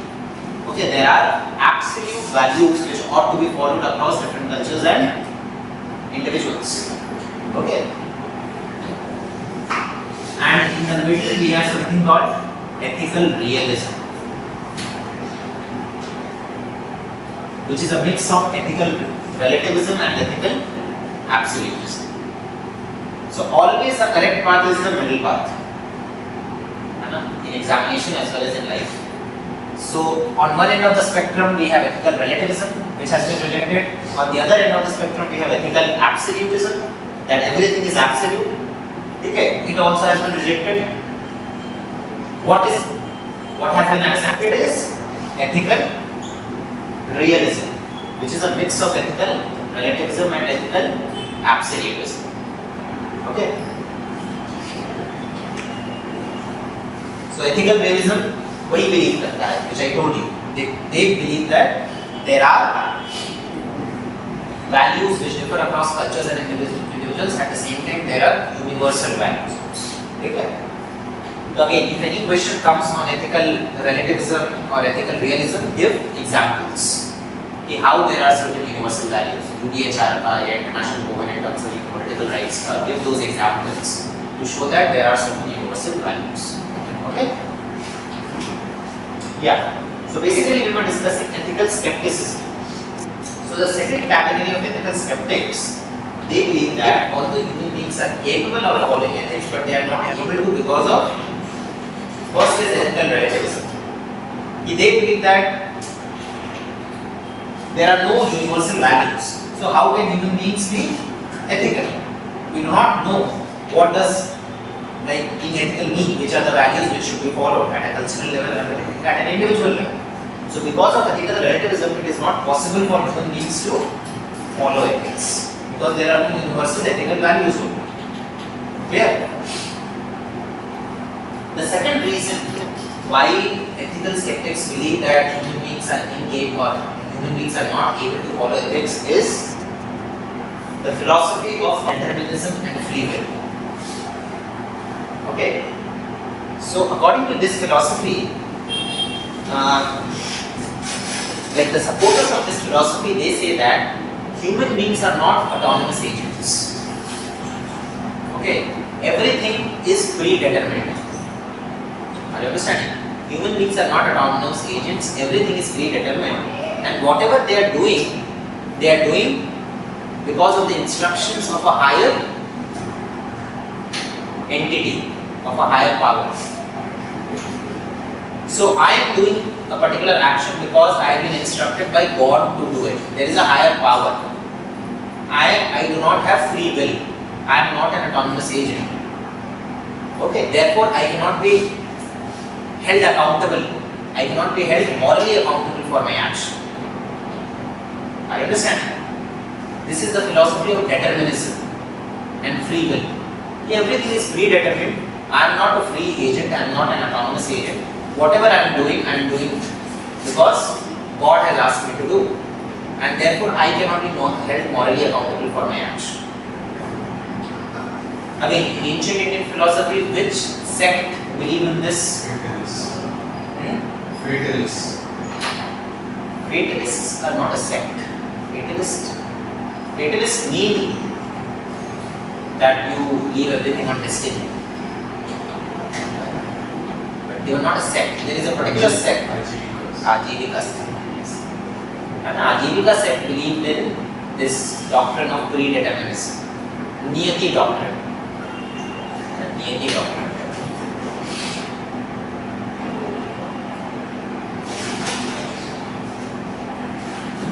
Okay. Again, ethical skepticism has been rejected in contemporary times. Psychological egoism has been rejected. पहला जो first category of ethical skeptics believe in psychological egoism. They believe that human beings are inherently selfish and there is no such thing as altruism. Okay, this again in contemporary time this has been rejected. Okay, we have so many examples of selfless acts. For instance, acts of soldiers or parents sacrificing their lives for children. Okay, those are selfless acts जिसमें कोई hidden motive या hidden objective नहीं है. There is no hidden objective in such acts. So the idea of the philosophy that human beings are inherently selfish and there is no such thing as a selfless act has been rejected. Okay, this also has been rejected. Ethical relativism, we have already discussed that it has been rejected, and ये जो doctrine of predeterminism or determinism and free will, this also has been rejected. तो contemporary views क्या है? According to contemporary views,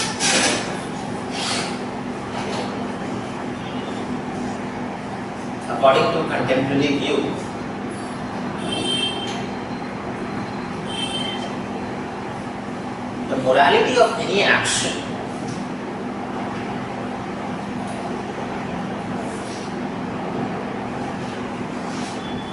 depends on three factors.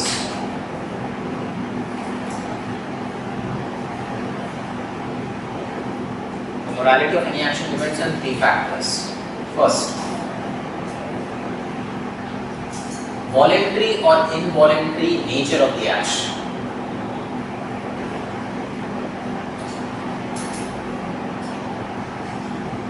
Voluntary or involuntary nature of the action. Second, the purpose of the action.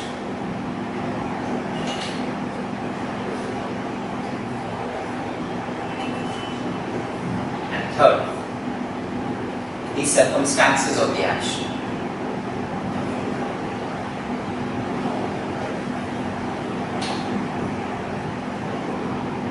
The circumstances of the action. Okay, so whenever you have to assess the accountability of a moral agent, whenever you have to basically decide or analyze the morality of any action, these three factors have to be considered. Okay, first is voluntary or involuntary nature of the action. Whether the action which was performed, it was done voluntarily or whether you were forced to do something. For example, if you are being blackmailed to do something, then the contemporary view is that you cannot be held accountable for that action. Or you cannot be held morally accountable for that action. Okay. Second is purpose of the action. Whether you had the intention to commit that act or not. The intention matters. The purpose was there or not. So in criminal investigation there is a term called mens rea. What does mens rea mean? Mens rea means criminal intent. तो जब भी कोई crime होता है, सबसे पहले the first thing that the police or the law enforcement agency tries to assess is motive of crime. What was the motive? Okay, whether there was a purpose or not, whether there was intention or not. Okay. For example, cases of accidents and traffic accidents जो होते हैं. So if you kill somebody in a traffic accident, then you are not charged of murder because the intention was not there to kill. I understand. So that's why the punishment in case of a death of a person in road accidents as compared to a murder is much less because the intention was not there. Okay, so the intention matters. And lastly, the circumstances of action. Under what circumstances an action was committed? Okay, what was the time? What was the place? For instance, if you say if you kill somebody in self-defense, then again the punishment is much less as compared to a murder because the circumstances were such that you were left with no other option.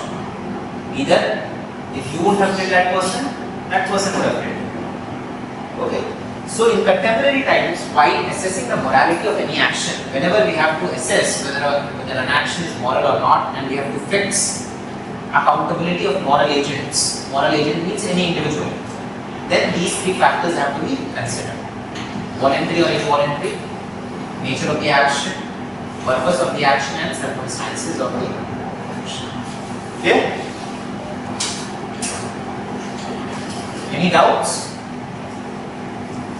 So अभी तक क्या कर लिया हमने? We have discussed the concept of ethics, morals, values. We discussed fallacies in ethical reasoning, where we discussed relationship between ethics and culture, ethics and law, ethics and religion. Plus we discussed few other fallacies such as slippery slope argument, two wrongs do not make a right, etc. Then we discussed importance of ethics in human life at an individual level, at a society level. Then we started discussing dimensions of ethics. This was the first dimension. अभी तक हमने जितना discuss किया ये सब meta ethics का part है ना? Meta ethics में we discussed things such as nationalism, patriotism, nationalism. Okay, you can get a question in paper 4 as well as in paper 2 on these things. Then we discussed ethical relativism, ethical absolutism, and ethical realism. Either ethical relativism is correct, either ethical absolutism is correct. What is correct is ethical realism. Then we discussed ethical skepticism. The ethical skeptics are those people who do not believe that human beings can follow ethics. We discussed two categories of ethical skeptics, and then we rejected ethical skepticism also. Okay, we have rejected ethical skepticism, and finally we have concluded by saying that the moral accountability of any individual or any moral agent do depends on three factors: the voluntary involuntary nature of the action, the purpose of action, and the circumstances of action. ठीक है? यहाँ तक clear?